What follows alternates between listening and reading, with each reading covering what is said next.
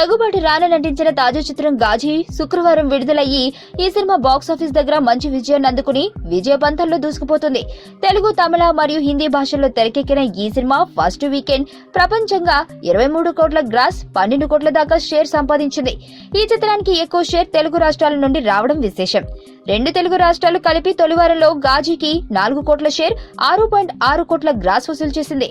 తమిళనాడు రాష్ట్రంలో కోటి దాకా షేర్ వస్తే ఇండియాలో మిగతా ప్రాంతాలన్నీ కలిపి 5.5 కోట్ల షేర్ రాబట్టుకుంది. ఇక అమెరికాలో ప్రీమియర్ షోలకు స్పందన లేకపోయినా తర్వాత గాజీ పుంజుకుంది. వారాంతరం అయ్యేసరికి $4 లక్షల పైగా వసూలు చేసి హాఫ్ మిలియన్ దిశగా సినిమా దూసుకెళ్తుంది. వీకెండ్ తర్వాత కూడా సినిమా అన్ని చోట్ల స్టడీగా ఉంది. ఇక రానా సినిమాలకు సోలోగా ఈ రేంజ్ వసూలు రాలేదు. ఫుల్ రన్ లో గాజీ అన్ని భాషల్లోనూ కలుపుకొని 50 కోట్ల షేర్ రాబడుతుందని ట్రేడ్ వర్గాలు అంచనా వేస్తున్నాయి.